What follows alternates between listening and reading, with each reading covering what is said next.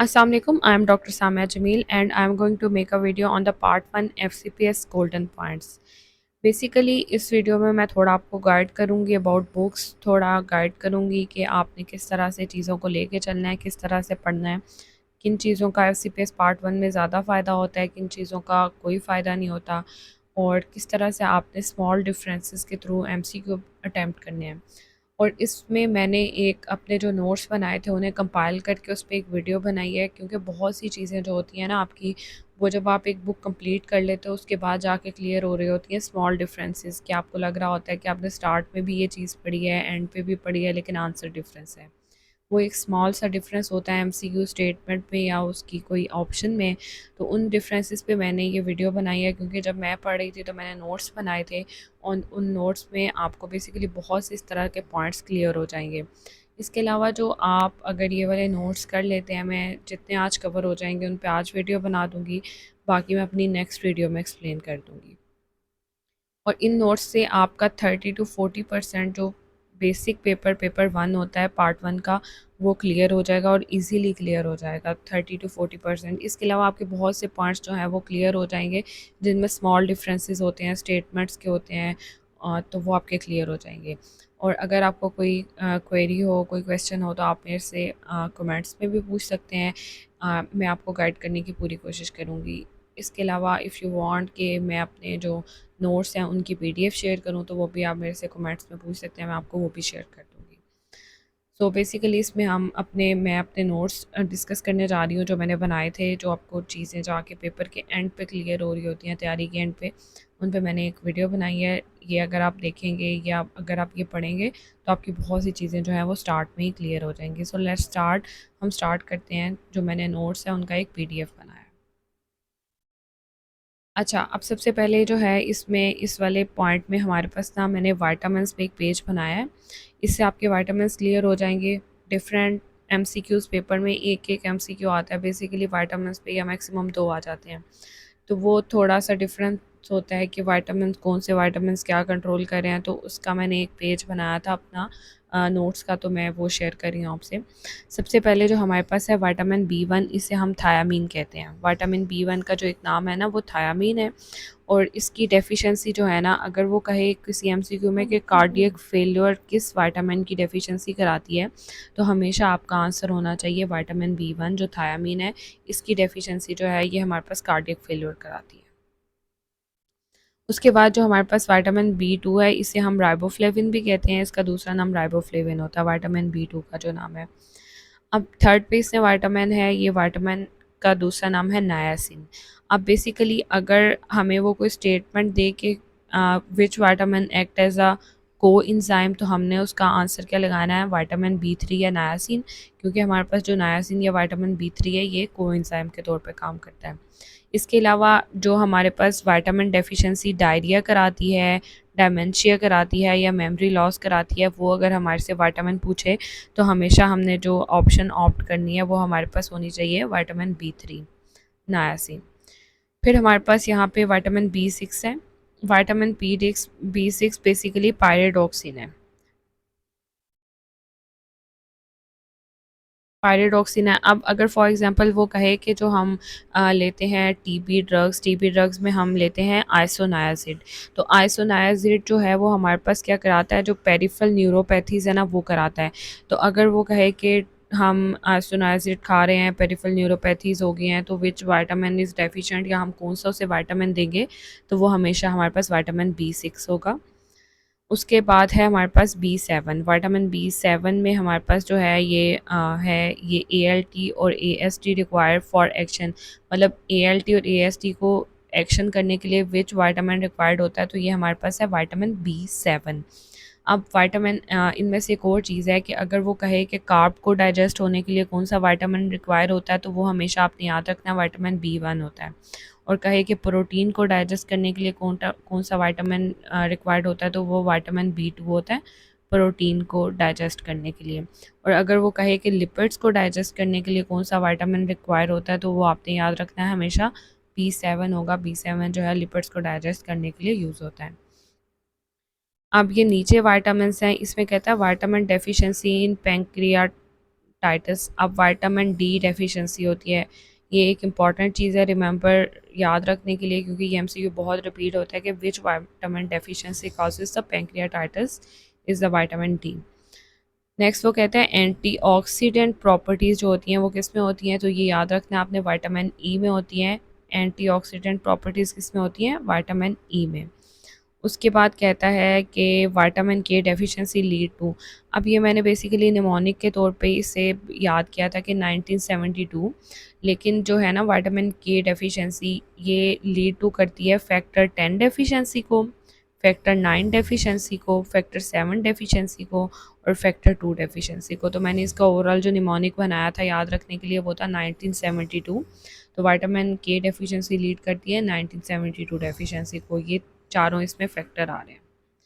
फिर नेक्स्ट पे वो कहता है कि विटामिन ई डेफिशिएंसी जो है ना वो क्रेटिन यूरिया में होती है। अब अगर फॉर एग्जांपल वो पूछे कि क्रेटिन यूरिया हो गया पेशेंट को, तो उसमें कौन सी डेफिशिएंसी है, तो आपने हमेशा याद रखना है उसमें विटामिन ई डेफिशिएंसी होगी। तो हम नेक्स्ट मूव करते हैं।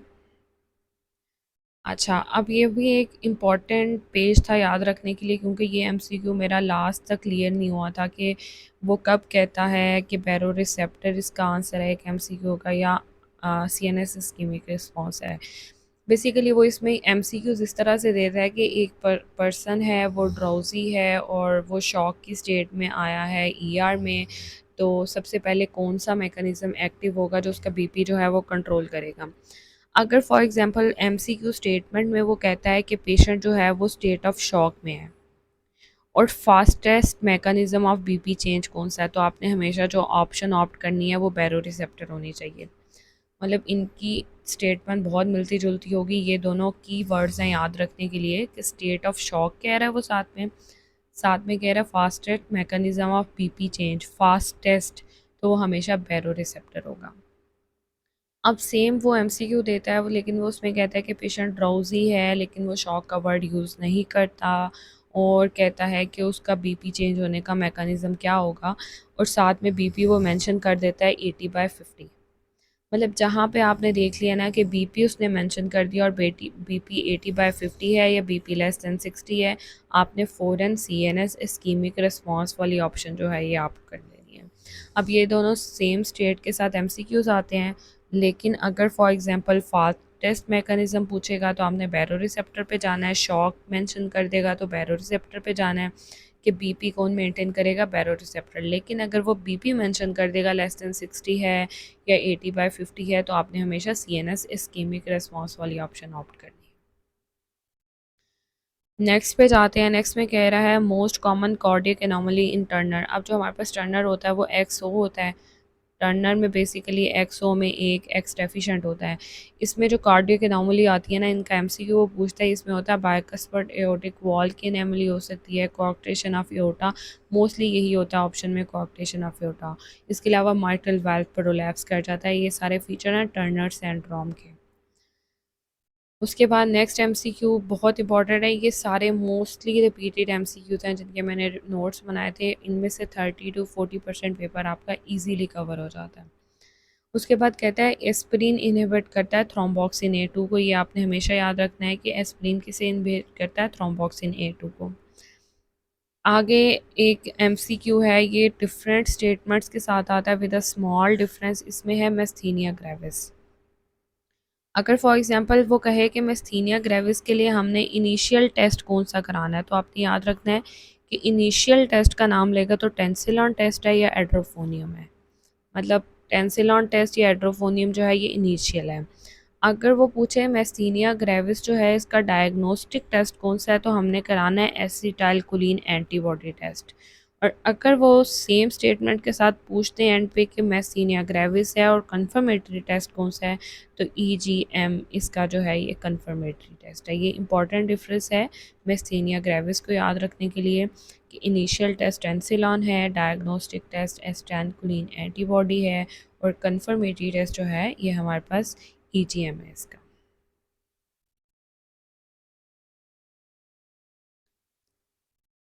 नेक्स्ट पे अब ये हमारे पास इसमें कहता है कि एंगुलर सेरेब्रल कॉर्टेक्स जो है प्राइमरी मोटर एरिया, अच्छा ठीक है, इसमें है प्राइमरी मोटर एरिया की लोकेशन क्या है।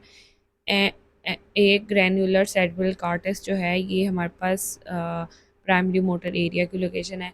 बेसिकली ये जो हमारे पास सीएनएस के एमसीक्यूज़ है ना, ये बहुत रिपीटेडली सेम एमसीक्यू रिपीट होते हैं पेपर्स में। मैंने एक सीएनएस के अलग से नोट्स बनाए थे, ये तो दरमियान में एक एमसीक्यू आया, तो मैं वो आपके साथ शेयर कर दूँगी। उसमें मैं प्रॉपर सीएनएस के एमसीक्यू सारे शेयर कर दूँगी कि मतलब अमेगडाला जो है वो क्या कंट्रोल करता है, हिप्पोकैम्पस क्या कंट्रोल करता है, या बाकी थर्स, भूख वगैरह उन सारी चीज़ों को कौन कंट्रोल करता है, उस पर मैं एक अलग से वीडियो बना दूँगी। उसके बाद ये मैंने एक निमोनिक टाइप बनाया था इसका टिक। इसमें बेसिकली ना बिटवीन ट्रेकिया और इंफ्रा हायाइड क्या प्रेजेंट होता है, तो हमने हमेशा कॉमन कैरोटिड आर्टरीज का आंसर लगाना है। इसमें टी से ट्रेकिया है और आई से इंफ्रा हायाइड है और सी से क्या है, कॉमन कैरोटिड आर्टरी। और ट्रेकिया और इंफ्रा हायाइड के दरमियान क्या प्रेजेंट होगा, हमेशा common carotid artery. Most repeatedly MCQ है।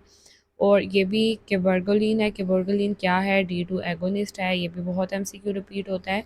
केबर्गोलिन क्या है, D2 एगोनिस्ट। उसके बाद ना ये हमारे पास आगे एमसीक्यू है। इसमें कहता है रेफे मैग्नस जो है ये क्या रिलीज़ करता है, सेरोटोनिन। बेसिकली रेफे मैग्नस जो है ना, ये हमारे पास जो है non rapid eye movement sleep जो है ना, वो उसमें होता है, मतलब नॉन रैपिड आई मूवमेंट है, मतलब पेशेंट आराम से सो रहा है तो सेरोटोनिन रिलीज़ करते हैं, जिसकी वजह से पेशेंट को non rapid eye movement sleep easily आ जाती है। उसके बाद कहता है pannus is a feature of rheumatoid arthritis. ये भी इंपॉर्टेंट एमसीक्यू है, ये भी इम्पॉर्टेंट एमसीक्यू है। उसके बाद कहते हैं नियोस्टिकमिन का क्या फंक्शन है, क्या कहते हैं इनहिबिट द एसिटाइल कोलिनेस्टेरेज। क्या करता है नियोस्टिकमिन, इनहिबिट करता है एसिटाइल कोलिनेस्टेरेज। उसके बाद एक एमसीक्यू इस तरह से आता है कि हिल स्टेशन है, उधर एक प्रेग्नेंट लेडी है और उसे कोई अगर प्रेगनेंसी में कोई मोस्ट कॉमन डिफेक्ट जो उसके बेबी को होगा तो वो कौन सा है, तो आपने याद रखना है वो हमेशा पीडीए होगा। हिल स्टेशन रख देता है और साथ में वहाँ पे प्रेगनेंसी मेंशन कर देता है, तो मोस्ट कॉमन कार्डियक इफेक्ट वहाँ पे क्या होएगा, बेबी जो न्यूबॉर्न होगा उसमें पीडी होगा, पेटेंट डक्टर आर्टीरियोसिस होगा उसमें, जो मोस्ट कॉमन डिफेक्ट होगा। अच्छा, उसके बाद कहते हैं बिहाइंड ओवेरियन फोसा क्या होता है, एक हमारे नहीं, interior over broad ligament of the uterus होता है। ओवेरियन फोसा में broad ligament of the uterus और ureter more than internal iliac. Basically इसमें यह है कि ओवेरियन फोसा में ना वो मोस्ट प्रोबेबली वो बार बार क्वेश्चन रखता है और कहता है कि ओवेरियन फोसा में ना क्या चीज़ बैक पे प्रेजेंट है, तो या तो यूरेटर होता है इसका आंसर या इंटरनल आइलियक होता है। इस निशान का मतलब यह है कि अगर यूरेटर वहाँ पे ऑप्शंस में प्रेजेंट है तो आपने इसे प्रेफर करना है, अगर ये नहीं है तो इंटरनल आइलियक करना है। बिहाइंड ओवेरियन फोसा क्या प्रेजेंट होता है। ये बेसिकली सारे एमसीक्यू आपका जो पार्ट 1 का बेसिक पेपर 1 होता है ना, उसे करने में बहुत हेल्प करेंगे। अब नेक्स्ट पे ये है हमारे पास, इसमें हम देखते हैं, कहता है raised in the malignant hyperthermia में क्या हो जाता है, calcium. Raised in malignant hyperthermia, malignant hyperthermia में क्या चीज़ जो है वो रेज हो जाएगी, तो ये आपने हमेशा याद रखना है कि इसका आंसर होगा कि जी कैल्शियम जो है मेलिग्नेंट हाइपरथर्मिया में ना वो रेज हो जाएगा। फिर कहता है पेन जो है ना, अब ये इंपॉर्टेंट चीज़ है ये कि ये हमारे पास ना रिसेप्टर्स हैं पेन वगैरह के, तो ये आपने ध्यान से देखना है, इनमें स्मॉल डिफरेंसेस आएंगे एमसीक्यूज़ में और इसके आंसर चेंज हो जाएंगे। अगर फॉर एग्जांपल वो पूरा पेशेंट एक्सप्लेन कर रहा है कि उसे इस तरह से मसला हुआ है, इन्फेक्शन हो गया है ये वो, और अगर वो पूछता है कि पेन के रिसेप्टर्स कौन से हैं, तो हमने ब्रेडिकाइनिन कहना है।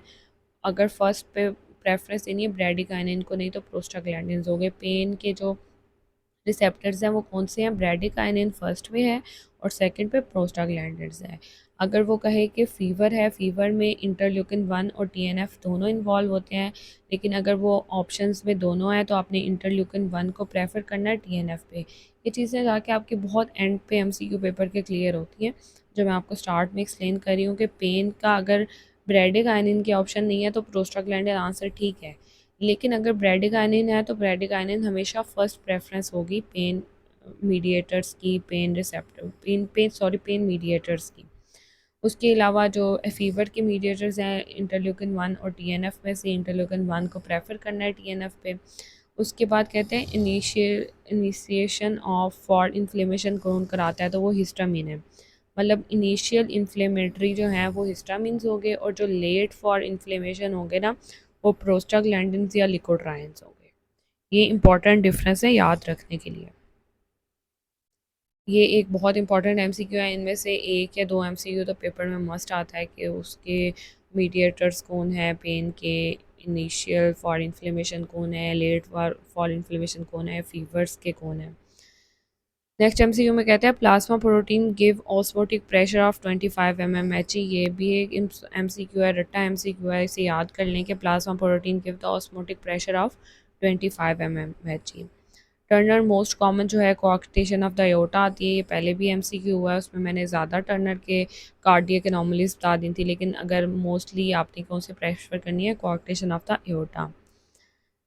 Most powerful flexor of hip, most powerful flexor of hip कौन सा है, iliopsoas. Most powerful flexor of hip कौन सा है, इलियोसास। रट्टा लगाना आपने इसे। उसके बाद कहता है प्रोस्टेट कार्सिनोमा। अब इसमें ना इन्हें बेसिकली ये बताया हुआ है कि ये ना स्प्रेड कहाँ पे करते हैं सबसे पहले। अब ना जो प्रोस्टेट कार्सिनोमा होता है ना वो थ्रू वीनस प्लेक्सिस जो है ना सबसे पहले ना पीछे वर्टिब्रा में जाता है प्रोस्टेट। तो वर्टिब्रा क्या है, बोन्स हैं, तो इसलिए प्रोस्टेट कार्सिनोमा हमेशा जो है सबसे पहले कहाँ पे जाएगा, बोन्स में। उसके बैक पे प्रोस्टेट के वर्टिब्रल कॉलम है, वो वर्टिब्रल कॉलम को इफेक्ट करता है, तो वो बोन्स को डैमेज करता है सबसे पहले। मतलब सबसे पहले प्रोस्टेट कार्सिनोमा जो मेटास्टाइज करता है वो बोन्स में करता है। उसके बाद थायराइड कार्सिनोमा, इसका इस तरह से याद कर लें कि थायराइड ऊपर नेक में होता है, नेक से नीचे बिल्कुल लंग्स होते हैं, तो थायराइड कार्सिनोमा जो है वो सबसे पहले कहाँ पे जाता है, लंग्स में। मतलब सबसे पहले थायराइड कार्सिनोमा कहाँ पे मेटास्टाइज करता है, लंग्स में। ये भी दोनों इंपॉर्टेंट एमसीक्यूज हैं। फिर आगे कहते हैं कोएगुलेशन इन डीआईसी कौन कराता है, फिब्रिनोजिन। कोएगुलेशन इन डीआईसी कौन कराएगा, फिब्रिनोजिन। फिर कहते हैं feature of acid phos bacilli in TB क्या है, माइकोलिक एसिड। इनमें से बहुत से एमसीक्यू ऐसे हैं जो मेरे पेपर में भी रिपीट हुए थे। अगर मैं इनमें से इस पेज में से मेंशन करूं तो ये वाला एमसीक्यू भी मेरे पेपर में था, ये जो इनिशिएशन फॉर इन्फ्लेमेशन है। इसके अलावा ये जो टीबी वाला एमसीक्यू है ना, ये भी मेरे पेपर में था कि feature of acid phos bacilli in TB क्या होता है, माइकोलिक एसिड इसका आंसर होता है। ठीक है, this is important MCQ two remember. अच्छा, ये है रैपिड मेम्ब्रेन पोटेंशियल जो है ना, आरएमपी कैसे अचीव होता है, अचीव बाय पोटेशियम इफ्लक्स से होता है और maintained by sodium potassium ATPase. अब ना बेसिकली ये एमसीक्यू बार बार रिपीट हो रहा होता है, आपको समझ नहीं आ रही होती ये, कहीं पे इसका आंसर पोटेशियम इफ्लक्स है, कहीं पे सोडियम पोटेशियम एटीपीएस पंप है। इसमें इन दोनों लाइंस का डिफरेंस होगा। अचीव जो होता है वो पोटेशियम इफ्लक्स से होता है, और मेंटेन मतलब एक दफ़ा अचीव हो गया लेकिन अब उसे बस मेंटेन करना है, तो सोडियम पोटेशियम एटीपीएस पंप से होगा।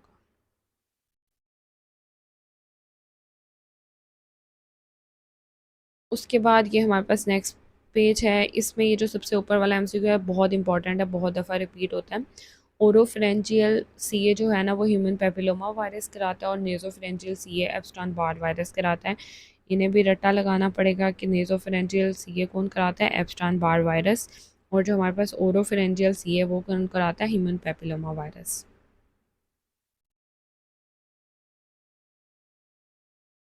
और ये शायद मैंने अपने अपने आप को रिकॉल कराने के लिए बस पॉइंट लिखा हुआ है, पोस्ट ओवेरियन फोसा स्ट्रक्चर्स याद करने हैं इस तरह से ना।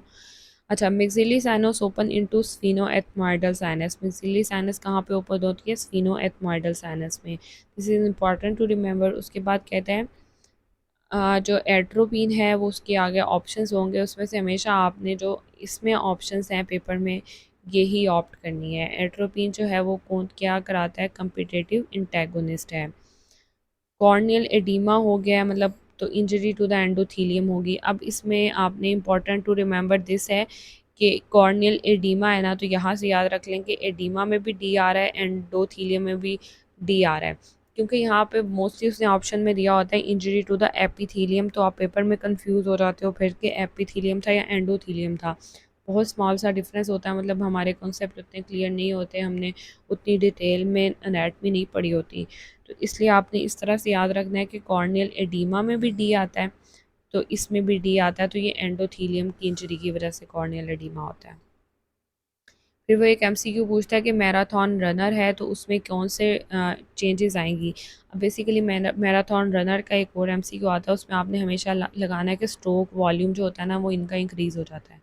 मतलब नॉर्मल पर्सन से जो इनका स्ट्रोक वॉल्यूम है वो इंक्रीज़ हो जाता है मैराथन रेसर्स का।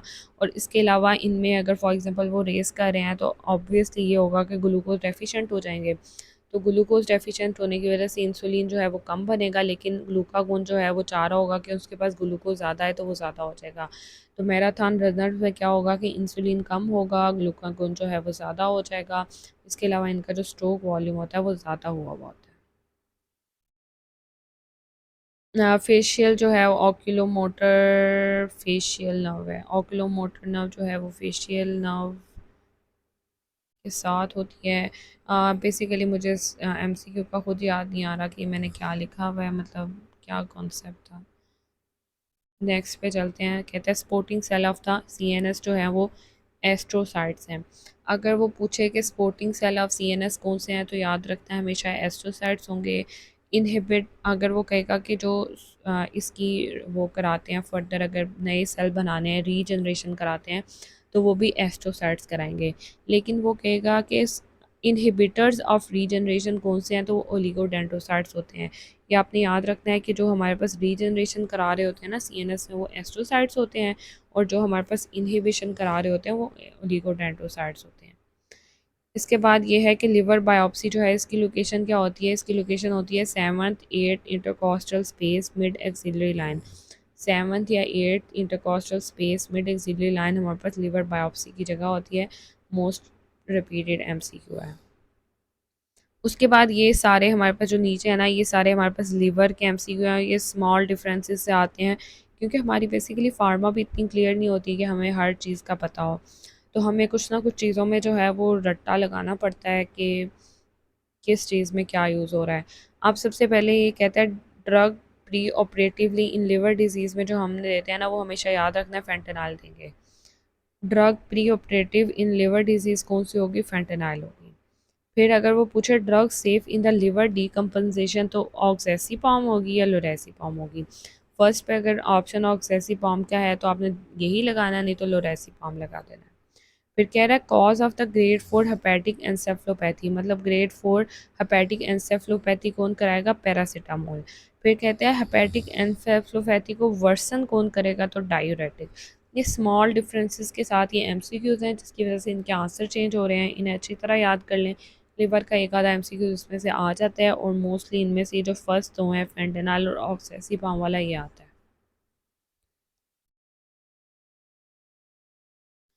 अब ये हमारे पास नेक्स्ट एमसीक्यू है। ये भी पूरा टाइम लग जाता है आपको क्लियर करते करते अपने इसके बारे में जो कॉन्सेप्ट्स हैं।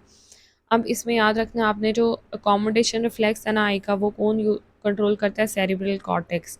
दो वर्ड्स हैं अकोमोडेशन रिफ्लेक्स, तो सेरिब्रल कॉर्टेक्स के भी दो वर्ड्स हैं।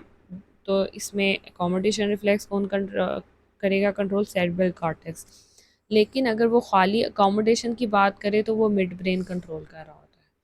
Accommodation reflex cerebral cortex control करता है और खाली अकोमोडेशन मिड ब्रेन कंट्रोल करता है। पेपुलरी रिफ्लेक्स जो है वो मिड ब्रेन कंट्रोल करता है। पेपुलरी रिफ्लेक्स कौन कंट्रोल करता है? Mid brain. इसके अलावा कॉर्नियल रिफ्लेक्स जो है वो पॉन्स। कॉर्नियल रिफ्लेक्स कौन कंट्रोल करता है? पॉन्स। और लाइट रिफ्लेक्स जो है वो हमारे पास प्री टेक्टल न्यूक्लियस होता है, वो कंट्रोल करता है। इसके अलावा कुछ आई के एमसीक्यूज़ हैं। रेंज ऑफ अकोमोडेशन जो है इसका फार्मूला होता है far point minus near point. Refractive index जो होता है वो हमारे पास 1/, रिफ्रैक्टिव पावर होता है, और पावर जो होता है 1/फोकल लेंथ होता है। ये इंपॉर्टेंट एमसीक्यूज़ हैं। ये छोटे छोटे एमसीक्यू फार्मूलाज हैं, इनके थ्रू आपके एक आधा एमसीक्यू पेपर का इजीली सॉल्व हो जाता है। मोस्टली वो पावर का पूछ लेता है, ये रिफ्रैक्टिव इंडेक्स का पूछ लेता है। ये वाला एमसीक्यू कम ही आता है, लेकिन ये दोनों बहुत ज़्यादा रिपीट होते हैं। नेक्स्ट पे है ये वाला। इसमें कहता है इन्फेक्शियस मोनोन्यूक्लियोसिस में हम कौन सा टेस्ट कराते हैं? तो ये हेट्रोफाइल एंटीबॉडी टेस्ट होता है। इन्फेक्शियस मोनोन्यूक्लियोसिस में कौन सा टेस्ट कराएंगे? हेट्रोफाइल एंटीबॉडी टेस्ट। ये अगेन वो मैराथन रनर का बात कर रहा है। अब इसमें मैराथन रनर के बहुत से एमसीक्यूज आते हैं। पहले जो हमने डिस्कस किया उसमें ये था कि स्ट्रोक वॉल्यूम इंक्रीज़ हो जाता है, इंसुलिन कम हो जाती है, ग्लूकागोन ज़्यादा हो जाता है। अब इसमें अगर वो बात करे कि मैराथन रनर है, उसे प्रोफ्यूज स्वेटिंग हो गई है और साथ में वो फेंट हो गया है, स्वेटिंग हो रही है और फेंट हो गया है, तो हीट एग्जॉशन आंसर होगा। अगर नो स्वेटिंग है, मतलब स्वेटिंग नहीं है और वो फिर फेंट हो रहा है, तो हमने क्या लगाना है, हीट स्ट्रोक। मतलब स्वेटिंग और नो स्वेटिंग के डिफरेंस से उसका आंसर चेंज हो रहा है। प्रोफ्यूज स्वेटिंग में हीट एग्जॉशन होता है और नो स्वेटिंग में क्या होता है, हीट स्ट्रोक हो जाता है। और इसमें ये है जो हमारे पास जे जी सेल्स होते हैं ना, वो किडनी में वो क्या कराते हैं, रिलीज़ करते हैं रेनिन को और bring BP back to the normal. मतलब जो हमारे पास जे जी सेल होते हैं ना किडनी ट्यूब्यूल्स में, वो क्या करते हैं, रिलीज़ करते हैं रेनिन को और वो बीपी को बैक लाते हैं टू द नॉर्मल। उसके बाद कहते हैं पेरी ट्यूबुलर कैपिलरीज जो होती हैं वो सिक्रीट करती हैं erythropoietin. Peri tubular capillaries of kidney क्या सिक्रीट करती हैं, एरिथ्रोपोएटिन। ये भी इंपॉर्टेंट एमसीक्यू है। जेरी सेल रेनिन रिलीज करते हैं जो bring BP back to the normal लाता है और पेरी ट्यूबुलर कैपिलरीज क्या करती हैं, सिक्रीट करती हैं एरिथ्रोपोएटिन। अच्छा, अब ये हमारे पास SIADH सिंड्रोम अगर हो जाता है तो ये क्या कराएगा, इंक्रीज यूरिनरी ऑस्मोलैरिटी करा देगा। बेसिकली इसका ये है कि जो ADH है ये बॉडी में रिलीज़ हो रहा होता है और ये वाटर का जो है एब्जॉर्प्शन ज़्यादा करा रहा होता है प्रॉक्सिमल कॉन्वोलेटेड ट्यूब्यूल से। तो जब इससे रिलेटेड सिंड्रोम आ जाएगा ना, syndrome of inappropriate ADH release, तो क्या कराएगा, जो वाटर एब्जॉर्प्शन है प्रॉक्सिमल कॉन्वोलेटेड ट्यूब्यूल से वो ज़्यादा हो जाएगी और जो यूरिन में वाटर की क्वांटिटी है वो कम हो जाएगी और यूरिन ऑस्मोलैरिटी क्या हो जाएगी, इंक्रीज़ हो जाएगी। नेक्स्ट पे वो कहता है कि रेट्रोमैंडिबुलर वेन जो है वो अच्छा ठीक है, रेट्रोमैंडिबुलर वेन जो होती है ना वो मैक्सिलरी और सुपरफिशियल टेम्पोरल वेन इन दोनों के मिलने से बनती है। एक मैक्सिलरी मिलती है और सुपरफिशियल टेम्पोरल मिलती है और ये मिलके क्या बनाते हैं, रेट्रोमैंडिबुलर वेन। अब एक है फ्लेक्शन ऑफ नेक कौन कराता है, वो है स्टर्नोक्लेडोमेस्टाइड। इसके अलावा एक है कि फ्लेक्शन ऑफ नेक स्टर्नोक्लेडोमेस्टाइड करा रहा है। इसके अलावा अगर वो कहे कि पेशेंट राइट साइड पे देख रहा है अगेंस्ट द रेजिस्टेंस, तो कौन सा मसल जो है वो इन्वॉल्व है, तो उसमें भी आपने लगाना है स्टर्नोक्लेडोमेस्टाइड इन्वॉल्व है।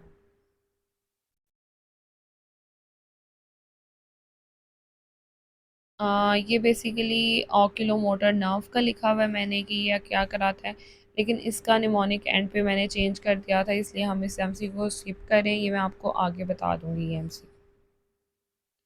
अच्छा, pituitary tumour most common pituitary tumour का आता है एमसीक्यू, तो वो कौन सा होता है, एसिडिफिलिक एडिनोमा जो है मोस्ट कॉमन पिट्यूटरी ट्यूमर है।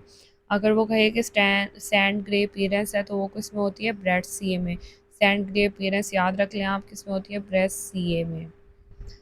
और ये है जिम एक निमोनिक बनाया था, इसमें था कि गॉबलेट सेल कहाँ होते हैं, ये इन्फीरो मीडियल साइड ऑफ द आई पे होते हैं। ये बेसिकली आई रिलेटेड एमसीक्यू है, अगर किसी ने आई में पार्ट 1 देना हो तो उसके लिए एमसीक्यू ज़्यादा इंपॉर्टेंट है। इसके बाद कहते हैं रेड ब्लाइंडनेस अगर हो पेशेंट को, इसे कहते हैं प्रोटोनोमेली। और अगर अच्छा, ये एक इंपॉर्टेंट एमसीक्यू है, CSF क्या है, ट्रांससेलुलर फ्लूइड। ये बहुत दफ़ा आता है, CSS क्या है हमारे पास, ट्रांससेलुलर फ्लूइड है। और ये एमसीक्यू भी मेरे पेपर में था कि कैप्लान मेयर कर्व क्या करती है, ये सर्वाइवल ऑफ द पेशेंट को देखती है।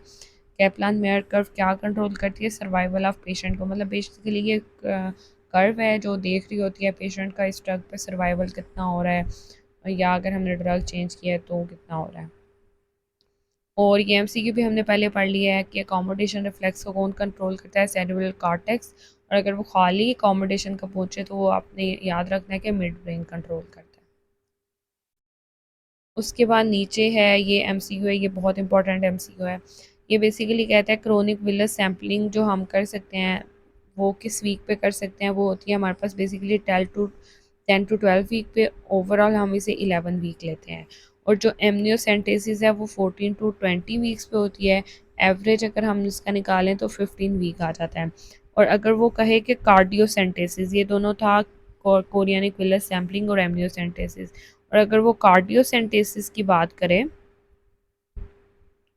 तो ये जो है ये हमारे पास 20th वीक पे होती है। इनमें से भी एक एमसीक्यू ज़रूर आ जाता होता है।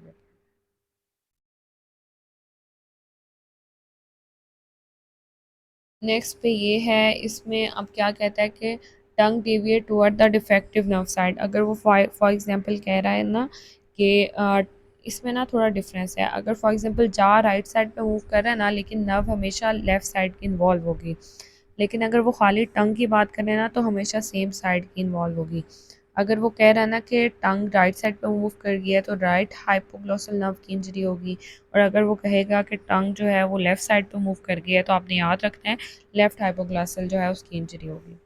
और आर एच इनकम्पैटिबिलिटी में हमारे पास वो कहता है कौन सी इन्वॉल्व होंगे, तो वो आईजीजी एंटीबॉडीज़ जो हैं ये हमारे पास इन्वॉल्व होती हैं आर एच इनकम्पैटिबिलिटी में। उसके बाद थायोरिडाज़ीन, ये एक ड्रग है, इसका साइड इफ़ेक्ट लिखा हुआ है रेटिनाइटिस पिगमेंटोसा। अगर वो दे दे कि रेटिनाइटिस पिगमेंटोसा कौन कराता है, तो वो थायोरिडाज़ीन कराती है।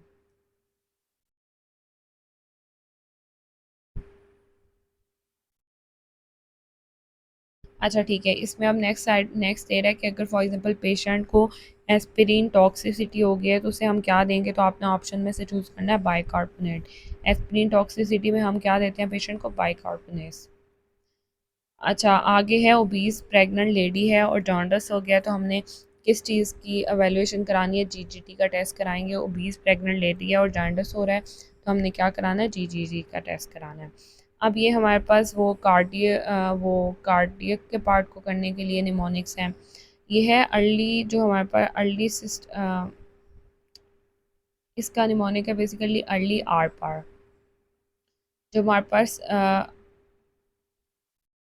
हमारे पास और ये है पैन तेरा मेरा, मिड डिसमिस और अ, इजाज़ आसपास। अब इजेक्शन सिस्टोलिक मर्मर जो होता है ना, ये एट्रियल स्टीनोसिस में होता है, और पल्मोनरी स्टीनोसिस में क्या होता है, इजेक्शन स्टोलिक मर्मर। और मिड डायस्टोलिक मर्मर जो होता है, ये हमारे पास जो होता है ट्राइकस्पस स्टीनोसिस में होता है या मार्टल स्टीनोसिस में होता है। और जो पैन सिस्टोलिक मर्मर होता है, ये हमारे पास ट्राइकस्पर रिगर्गिटेशन में होता है या मार्टल रिगर्गिटेशन में होता है। और अर्ली जो है डायस्टोलिक मर्मर जो है वो हमारे पास एओर्टिक रिगर्गिटेशन में होता है या पल्मोनरी रिगर्गिटेशन में। बेसिकली ये वो देगा आपको एमसीक्यू स्टेम में कि ये वाला मर्मर है, तो ये किसकी वजह से काज होगा। तो आप इस निमोनिक के थ्रू इसे याद रख सकते हैं कि अर्ली आर पार, पैन तेरा मेरा, मिड टेस्ट में इजाज़ आस पास। ये निमोनिक है जिससे आप मर्मर्स का डायग्नोस कर सकते हैं कि ये किस एरिया में स्टीनोसिस या रिगर्गिटेशन की वजह से हो रहा है। इसके बाद है कि अनलॉकिंग ऑफ नी जॉइंट जो है वो कौन कराता है, आपने याद रखना है। अनलॉकिंग ऑफ नी जॉइंट पोप्लीटियस कराता है। फिर वो कहता है लॉकिंग ऑफ नी जॉइंट कौन कराता है, तो लॉकिंग ऑफ जी जॉइंट कौन कराता है, क्वाड्रिसेप्स फेमोरस। अनलॉकिंग जो है वो पोप्लीटियस कराता है, लॉकिंग जो है वो क्वाड्रिसेप्स फेमोरस कराता है। और इंट्रा आर्टिकुलर टेंडन किसका होता है, तो याद रखना पोप्लीटियस का जो होता है। इंट्रा आर्टिकुलर टेंडन किसका होता है, पोप्लीटियस का। अब फर्स्ट ट्रिप जो है ये सब क्लेविन फर्स्ट ट्रिप का अगर डैमेज हो जाए, तो ये किसे इन्वॉल्व करेगी, सब क्लेविन आर्टरी को करेगी। इसके अलावा कहता है फ्रैक्चर ऑफ क्लेविकल होगा, तो मोस्टली किस एरिया की इंजरी होगी, तो आपने हमेशा लिखना है कि लैटरल 1/3 की होगी। तो इनर जो है वो एलिवेट कर जाएगा स्टेनोक्लेडोमास्टॉइड की वजह से। उसके बाद कह रहा है कि लिम्ब अगर शॉर्टन हो गया, तो fracture of neck of femur. ये इस तरह से एमसीक्यू आ जाता है कि पेशेंट जो है ना वो किसी रोड ट्रैफिक एक्सीडेंट में गिर गया है या कोई चोट लग गई है, तो उसके बाद जब वो खड़ा हुआ है तो उसकी दोनों लिम्स में डिफरेंस आ गया है। तो हमेशा याद रखना है fracture of neck of femur की वजह से लिम्ब जो है ये शॉर्टन हो जाता है। और उसके अलावा अगर पेशेंट गिर रहा है और आउट स्ट्रेच हैंड पे गिर रहा है, तो आपने याद रखना है वो कूलीज फ्रैक्चर होगा, जिसमें पेशेंट आउट स्ट्रेच्ड हैंड पे जो है वो गिरेगा। उसके बाद कहता है कि डायाफ्राम की जो नर्व्स होती है ना, वो फिरेनिक नर्व होती है जो डायाफ्राम को सप्लाई कर रही होती है, और इसकी रूट वैल्यूज़ होती हैं C3 C4 C5। ये याद रखना है, डायाफ्राम की जो नर्व होती है फिरेनिक नर्व होती है और इसकी रूट वैल्यू है C3 C4 C5। और present in the intra alveolar septum जो में जो होते हैं मैक्रोफेजेस जो होते हैं, वो इंट्रा एल्व्यूलर सेप्टम में जो होते हैं वो प्रेजेंट होते हैं। ओके नेक्स्ट पेज देखते हैं हम। इसमें कहता है येलो स्टेन इन डायपर आ जाएगा ना, तो आपने हमेशा लगा देना है कि बिलियरी अट्रेसिया हुआ है पेशेंट को। येलो स्टेन इन डायपर किस में होगा? बिलरी एड्रेसिया में।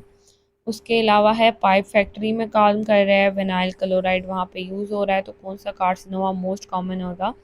HCC।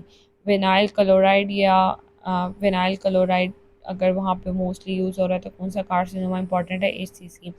मुझे रिमाइंड करा दीजिएगा, मैं एक वीडियो इस पर भी बना दूँगी कि कौन सी चीज़ कौन सा कार्सिनोमा कॉज कराती है, ये बहुत रिपीट होता है MCQ। इसके अलावा अगर विनाइल क्लोराइड के साथ HCC के ऑप्शन ना हो तो आप एंजियोसार्कोमा भी कह सकते हैं कि एंजियोसार्कोमा कॉज कराता है विनाइल क्लोराइड। ओके, इसके बाद है lesion behind the optic tract don't effect the light reflex. मतलब अगर पूछे कि lesion behind the optic tract है और कि कौन सी चीज़ है जो इफेक्ट नहीं हो रही, तो आपने कहना लाइट रिफ्लेक्स इफेक्ट नहीं हो रहा। उसके बाद है कंट्रालेटरल होमनस हेमियनोपिया। अच्छा, कंट्रालेटरल मतलब ऑपोजिट साइड का होगा ना, तो हमेशा ऑप्टिक टैक इन्वॉल्व होगा। मतलब अगर राइट ऑप्टिक टैक की लियन है तो लेफ़्ट साइड का हेमनस हेमियनोपिया हो जाएगा, और इसी तरह वाइस वर्सा हो जाएगा ये। उसके बाद कहता है कंट्रालेटरल होमिनस होमियोनोपिया हो गया, लेकिन लाइट रिफ्लेक्स इंटैक्ट है। अब वो यही कह रहा है कि ना लाइट रिफ्लेक्स जो है ना, अगर बिहाइंड द ऑप्टिक ट्रैक की लियन है ना, तो लाइट रिफ्लेक्ट वो इफेक्ट नहीं करेगी। तो अगर लाइट रिफ्लेक्स एब्सेंट है तो ऑप्टिक ट्रैक का मसला है, लेकिन लाइट रिफ्लेक्स अगर प्रेजेंट है तो ये है लेटरल जेनिकुलेट बॉडी का मसला होगा, ऑप्टिक रेडिएशंस का मसला होगा।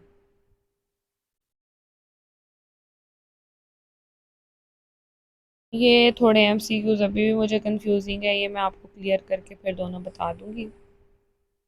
ये हमने पहले भी MCQ पढ़ा है कि थायरोइडाजीन क्या कराती है? रेटिनाइटिस पिगमेंटोसा कौन सी ड्रग कराती है? Thioridazine. Non myelinated nerve fibre pain and local anaesthesia. Pain के जो फाइबर होते हैं ना और जो लोकल एनेस्थीसिया को वो करते हैं, रिस्पॉन्स करते हैं, वो नॉन माइलिनेटेड नर्व फाइबर होते हैं। मगर अगर वो पूछे कि लोकल एनेस्थीसिया को ज़्यादा इफेक्टिव कौन से होते हैं, वो नॉन माइलिनेटेड नर्व फाइबर होते हैं, और पेन के जो रिसेप्ट होते हैं वो भी नॉन माइलिनेटेड नर्व फाइबर्स होते हैं। ये एक MCQ था, ये काफ़ी दफ़ा आता है, लेकिन फिंगर प्रिक हो रही है, फिंगर एब्सेस बन गया है। फेलॉक्स इसका कोई था कि ये फेलॉक्स जो चीज़ है वो यूज़ हो रही है, जिसकी वजह से वहाँ पे फिंगर प्रिक होने के बाद फिंगर एब्सेस बन जाती है।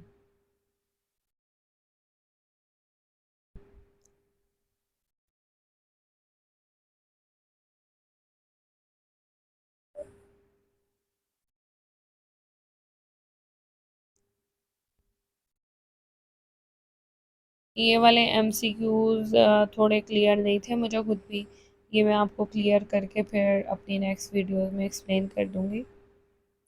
लेकिन इसमें यही था कि लॉन्टोइस होए तो यूराचल सिस्ट बन जाता है, लेकिन ये इनमें थोड़ा इशू था इन MCQs में।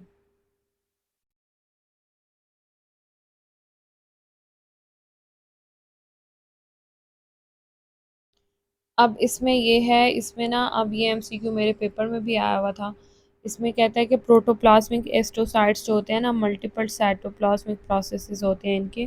प्रोटोप्लाज्मिक एस्ट्रोसाइट्स के क्या होते हैं? मल्टीपल साइटोप्लाज्मिक प्रोसेसेस होते हैं। अच्छा, अब ये भी इम्पोर्टेंट है, जो हमारे पास मसल्स क्वाइट इंस्पायरेशन में इन्वॉल्व होते हैं वो होते हैं एक्सटर्नल इंटरकॉस्टल और डायफ्राम। ये याद रखना आपने, क्वाइट इंस्पायरेशन में कौन से इंस्पायर करना है, तो एक्सटर्नल इंटरकॉस्टल और डायफ्राम इन्वॉल्व होते हैं क्वाइट इंस्पिरेशन में। और अगर फोर्स इंस्पिरेशन है तो उसमें ये दोनों तो इन्वॉल्व होंगे ही होंगे जो क्वाइट के हैं, साथ में स्टर्नोक्लेडोमास्टॉइड भी इन्वॉल्व होता है, साथ में सिरेटस इंटीरियर भी इन्वॉल्व होता है। और अगर क्वाड एक्सपायरेशन की बात करें तो इलास्टिक रिकॉयल ऑफ लंग्स की वजह से क्वाड एक्सपायरेशन हो जाती है। लेकिन अगर फोर्स एक्सपायरेशन की बात करें तो वो इंटरनल इंटरकॉस्टल कराते हैं। मतलब आपने याद रखना है, थोड़ा ऑपोजिट है कि जो इंटरनल इंस्पायरेशन है ना, इंस्पायरेशन अंदर को लेना है लेकिन वो एक्सटर्नल इंटरकॉस्टल कंट्रोल कर रहे होते हैं। एक्सपायरेशन बाहर निकालना है लेकिन वो इंटरनल इंटरकॉस्टल कंट्रोल कर रहे होते हैं। और इनमें से थोड़ी बहुत स्टेटमेंट के डिफरेंस से MCQs आते हैं। उसमें बस ये डिफरेंस होता है कि क्वाइट इंस्पिरेशन में कौन इन्वॉल्व है या फोर्थ इंस्पिरेशन में कौन इन्वॉल्व है। तो ये है, ये सारे MCQ जो हैं ये याद कर लें आप। फिर उसके अलावा ये भी बोल देता है वो कि एक्सेसरी मसल ऑफ एक्सपायरेशन जो है वो कौन से हैं। तो एक्सेसरी मसल अगर पूछे तो उसमें एक्सटर्नल ओब्लिक या रेक्टस एब्डोमिनस, इन दोनों में से जिसकी भी ऑप्शन हो वो आपने ऑप्ट करनी है कि एक्सेसरी मसल ऑफ एक्सपायरेशन कौन से हैं। एक एक्सटर्नल ओब्लिक है, एक है rectus abdominis. Von Willebrand factor की डेफिशिएंसी होगी तो वो क्या कराएगा, platelet adhesion. Von Willebrand factor deficiency क्या कराती है, प्लेटलेट एडिशन। लाइपोमास प्रेजेंट है पोस्टीरियर एस्पेक्ट ऑफ स्टेनोक्लेडोमेस्टाइड, तो ये क्या करेंगे, सेकंड पार्ट ऑफ सबक्लेवियन जो है उसे फोर्सफुली या डैमेज कर देंगे या उस पर फोर्स डालेंगे सेकंड पार्ट ऑफ सबक्लेवियन पे। अब ये है ट्रांस माइग्रेशन, मैंने इसे इस तरह याद रखा था, पी कैम इसे कंट्रोल कर रहे होते हैं, पी से पाथवे याद रख लें। तो ट्रांस माइग्रेशन के लिए जो पाथवे चाहिए होता है वो कौन सा होता है, पी कैम। अगर वो कहे कि ग्रेट सेफनस वेन की जो है वो हम ट्रीट करें या कुछ भी हुआ है तो वहाँ पे कौन सी नर्व जो है वो मोस्टली इंजर होगी ग्रेट सेफनस वेन के साथ, तो आपने याद रखना है sural nerve. As for saphenous, as for sural, तो ग्रेट सेफनस नर्व के साथ हमेशा ग्रेट सेफनस वेन के साथ क्या चीज़ इंजर होगी, स्यूरल नर्व। उसके बाद ये एक एमसीक्यू है वुफ पमा। अब इसमें बेसिकली ये है कि जो वियल कॉर्टेक्स है ना ये हमारे पास पोस्टीरियर सेरिब्रल आर्टरी जो है उसे सप्लाई करती है। फिर ऑप्टिक ट्रैक आ जाता है, ऑप्टिक ट्रैक को हमारे पास मिडल सेरिब्रल आर्टरी सप्लाई करती है। और फिर हमारे पास आ जाता है ये फ्रंटल लोब, तो फ्रंटल को हमारे पास इंटीरियर सेरिब्रल आर्टरी सप्लाई करती है। तो इस तरह से इसका ये निमानिक है हमारे पास वुफ पमा, और इन्हें आपने किस तरह से मिलाना है, फर्स्ट को फर्स्ट के साथ, सेकंड को सेकंड के साथ और थर्ड को थर्ड के साथ। ये भी एक इम्पॉर्टेंट एमसीक्यू है, इसमें कहता है कि non rapid eye movement sleep को कौन कंट्रोल करता है, raphe Magnus. Non rapid eye movement sleep को कौन कंट्रोल करता है, रेफे मैग्नस। और ये क्या रिलीज करता है, ये हमने पहले पढ़ा है एमसीक्यूज में, सेरोटोनिन। सेरोटोनिन रिलीज करता है तो वो हमें सुकून की नींद देती है, non rapid eye movement sleep. और जो हमारे पास रैपिड आई मूवमेंट स्लीप है वो ल्यूकस सेरुलस कंट्रोल करता है, और ये पॉन्स में होता है, ल्यूकस सेरुलस पॉन्स में होता है, और ये हमारे पास रैपिड आई मूवमेंट स्लीप को कंट्रोल करता है। अब ये नीचे वाले भी इंपॉर्टेंट एमसीक्यू हैं। अगर पेशेंट को टोसिस हो रहा है साथ में मीडियासिस हो रहा है तो उसमें हमेशा ऑक्यूलर मोटर नर्व पाल्सी होगी, मतलब जो थर्ड नर्व है, थर्ड नर्व पाल्सी होगी अगर टोसिस के साथ मीडियासिस हो रहा है। लेकिन अगर पेशेंट को टोसिस के साथ मियोसिस हो रहा है तो वो हमेशा हॉर्नर सिंड्रोम का फीचर है, ये आपने याद रखना है। दोनों में टोसिस तो है लेकिन मीडियासिस होगा तो थर्ड नर्व पाल्सी है, ऑक्यूलोमोटर नर्व पाल्सी है। अगर टोसिस के साथ मियोसिस होगा तो हॉर्नर सिंड्रोम है। अगर खाली टोसिस हो रहा है तो वो मिस्थीनिया ग्रेविस का पेशेंट है। और ये एमसीक्यू भी मैं आपको थोड़ा आगे जाके क्लियर कर दूंगी। उसके बाद आरएनए क्या कॉज कराते हैं, T cell leukaemia causing virus है। आरएनए क्या है, T cell leukaemia causing virus कौन है, RNA. T cell leukaemia causing virus RNA होता है हमारे पास। उसके बाद माइक्रो डिलीशन जो है, ट्रांस लुकेशन, ये दोनों जो है ना ये हम देखने के लिए फ़िश कराते हैं। फ़िश टेस्ट जो है ना वो देखता है माइक्रो डिलीशन को या ट्रांसलोकेशन को देखने के लिए। जो टेस्ट कराते हैं वो कौन सा फ़िश टेस्ट कराते हैं, माइक्रो डिलीशन एंड ट्रांसलोकेशन के लिए। अच्छा, अब इसमें ये एक इम्पॉर्टेंट एमसीक्यू है, इसमें कहता है कि जो है पेनाइल इरेक्शन जो है ये एक पैरासिम्पथेटिक फेज़ का काम है। पैरासिम्पथेटिक एक्शन है पेनाइल इरेक्शन, लेकिन जो इजैकुलेशन होती है ना ये सिम्पथेटिक प्रोसेस है।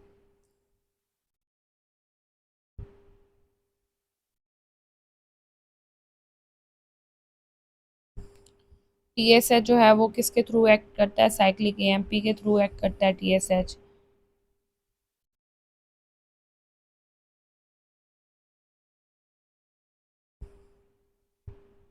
उसके बाद क्या कहता है, इसका भी आंसर पूरा नहीं लिखा हुआ। अच्छा, अब इस वाले एमसीक्यूज में कहता है कि अकोमोडेशन लास्ट हो गई है पेशेंट की लेकिन लाइट रिफ्लेक्स प्रेजेंट है।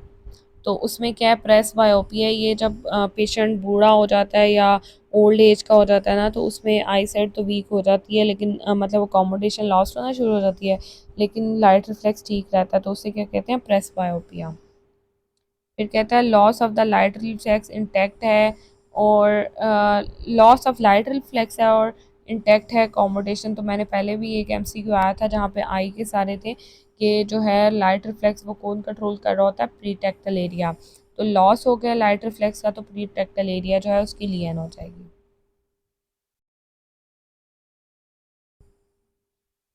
ये है फोलिक एसिड डेफिशिएंसी में लो आरबीसीज फोलेट हो जाएगा। नीचे वही दिया हुआ है कि जो हमारे पास अकोमोडेशन रिफ्लेक्स है ना उसे कंट्रोल कर रही होती है सेरिब्रल कॉर्टेक्स,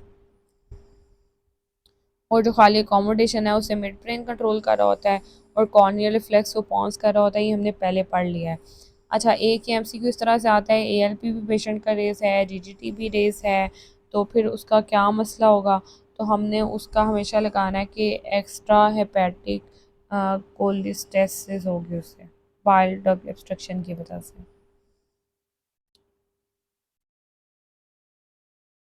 अच्छा, ये है कॉन्टीन्यूस मशीनरी मरमर जो होते हैं ना वो किस में होते हैं, पीडीए में। पेटेंट डक्टस आर्टीरियोसिस में क्या होता है, कॉन्टीन्यूस मशीनरी मरमर किस में होते हैं, पीडीए में। अच्छा, ये एक बड़ा इंपॉर्टेंट एमसीक्यू है। इसमें ना ये होता है कि प्री गैंग्लियोनिक जो हमारे पास है वो एसिटाइल कोलिन होता है रिसेप्टर्स पे ना दोनों तरफ। प्री गैंग्लियोनिक सिंपैथेटिक पे भी और पैरासिम्पैथेटिक पे भी एसिटाइल कोलिन एक्ट करता है। लेकिन जो पोस्ट गैंग्लियोनिक सिंपैथेटिक है ना उस पे एपिनेफ्रिन होता है, और जो पोस्ट गैंग्लियोनिक पैरासिम्पैथेटिक है उस पे एसिटाइल कोलिन होता है। ये बेसिकली मैंने इस तरह याद किया था कि पैरासिम्पैथेटिक है ना तो पैरासिम्पैथेटिक में चीज़ पैरेलल ही रहेगी। इसमें चाहे प्री गैंग्लियोनिक रिसेप्टर है या पोस्ट गैंग्लियोनिक, दोनों पे एसिटाइलकोलिन ही होगा, क्योंकि इसका नाम पी से पैरेलल है। पैरासिम्पैथेटिक तो दोनों जगह सेम है, लेकिन सिंपैथेटिक में चीज़ें पैरेलल नहीं रहेंगी। इसमें प्री गैंग्लियोनिक रिसेप्टर पे एसिटाइलकोलिन होगी और पोस्ट गैंग्लियोनिक रिसेप्टर पे हमेशा नॉर एपिनेफ्रिन होगी, और ये बहुत दफ़ा एमसीक्यू आता है।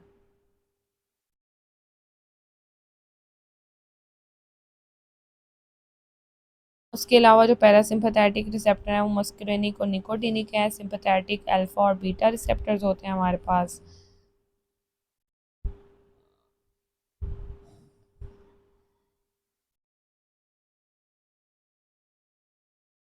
अच्छा, मोस्ट कॉमन और मिनिमल कॉम्प्लिकेशंस जो होती हैं वो हेपेटाइटिस ए की होती हैं। किस हेपेटाइटिस की मोस्ट कॉमन और मिनिमल कॉम्प्लिकेशंस होती हैं, हेपेटाइटिस ए की। उसके बाद है अर्सप्लेरिसिस में डेल्टॉइड इन्वॉल्व होता है, इंफ्रास्पाइनस इन्वॉल्व होता है और बाइसेप इन्वॉल्व होता है। अर्सप्लेरिसिस में कौन कौन से मसल्स का मसला होता है, डेल्टाइड, इंफ्रास्पाइनेटस और बाइसेप्स।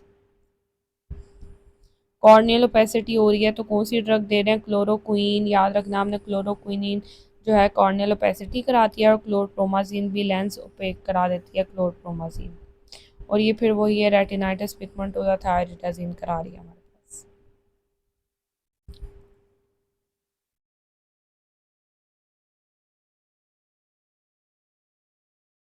ये एमसीक्यू हमने कर लिया है, ये पेज रिपीट हो रहा है हमारे पास।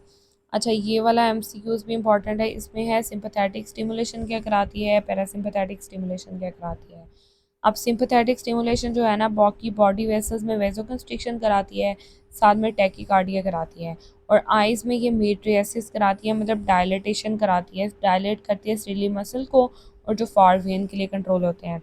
और पैरासिम्पैथेटिक जो है ये मियोसिस कराती है, कंट्रैक्ट कराती है सिली मसल को, नियर वेन के लिए यूज़ होती है। मतलब अकोमोडेशन जो है ना आइज़ में वो हमारे पास कौन कराते हैं, पैरासिम्पैथेटिक नर्व्स कराती हैं, और ये मियोसिस कराती हैं। और साथ में वेजो कंस्ट्रिक्शन भी ये कराती हैं, और डिक्रीज हार्ट रेट कराती हैं पैरासिम्पैथेटिक नर्व्स जो हैं। और ये एक इम्पॉर्टेंट एमसीक्यू है, अगर वो कहे हाइपर कैलेसीमिया है और हाइपोकेलीमिया है तो ये हमारे पास सिस्टोलिक हार्ट अरेस्ट में करा देता है। और हाइपोकेलीमिया, हाइपोकैल्सीमिया और हाइपर केलीमिया, मतलब याद रखें अगर कैल्शियम ज़्यादा है ना तो ये सिस्टोलिक हार्ट अरेस्ट करा देता है, और कैल्शियम कम है तो ये डायस्टोलिक हार्ट अरेस्ट करा देता है। अगेन ये हमारे पास काफ़ी ज़्यादा एमसीक्यूज़ हैं, देखते हैं। अच्छा, इसमें जो मोस्ट इम्पॉर्टेंट है ना वो ये है कि जो कहता है कि अगर रिलैक्स कराना है ना हमने वोकल कॉर्ड्स को, तो रिलैक्सेशन थायरोरेटिनाइड्स कराते हैं। वोकल कॉर्ड्स पे बेसिकली ये एमसीक्यूज़ हैं सारे। रिलैक्स वोकल कॉर्ड्स को कौन कराते हैं, थायरोरेटिनाइड्स। टेंस कौन कराते हैं, क्रिकोथायराइड्स। और लेटरल एबडक्शन कौन कराते हैं, पोस्टीरियर क्रिकोरेटिनाइड्स और इडक्शन लेटरल क्रिकोरेटिनाइड्स कराते हैं। इनमें से मोस्टली जो एमसीक्यू आता है एक ये वाला आता है रिलैक्सेशन वाला, और दूसरा ये आता है कि लेटरल एबडक्शन कौन कराता है, तो वो पोस्टीरियर क्रिकोरेटिनाइड्स कराते हैं। शीहान सिंड्रोम वो जो पोस्ट प्रेगनेंसी पिट्यूटरी में होता है वो क्या कहलाता है, एक लैक्टोयूरिया करा देता है। चिल्ड्रन की जो ये वाटर रिक्वायरमेंट है 100 ml पर केजी पर डे होती है। और कोलिसिस्टेक्टमी अगर हुई है तो कहता है सबसे ज़्यादा इंजरी किसकी होगी, तो राइट हेपेटिक आर्टरी की इंजरी होती है। कोलिसिस्टेक्टमी में सबसे ज़्यादा किसकी इंजरी होती है, राइट हेपेटिक आर्टरी की होती है। उसके बाद रॉ एग्स में कौन सा होता है, बायोटिन विटामिन B7 होता है और ये रैश करा देता है। अच्छा, अब ये जो है कि कार्बोनिक एनहाइड्रेस जो है ये इसमें जिंक होता है, और जो हेक्सोकाइनेज होता है ना ये मैग्नीशियम होता है इसमें। और इंटेरिक फीवर जो है इसका मोस्ट स्पेसिफिक डायग्नोस्टिक टेस्ट जो है वो हमारे पास स्टूल टेस्ट है। इंटेरिक फीवर का मोस्ट स्पेसिफिक डायग्नोस्टिक टेस्ट कौन सा है, हमारे पास स्टूल टेस्ट है। और पैरासिम्पथेटोमाइमेटिक का निकोटिनिक मस्कुरेनिक रिसेप्टर होते हैं इस पे। फिर आगे है सोलियस जो है पेरिफेरल हीट प्रोपल्शन कौन कराता है, सोलियस। पेरिफेरल हीट प्रोपल्शन कौन कराता है, सोलियस।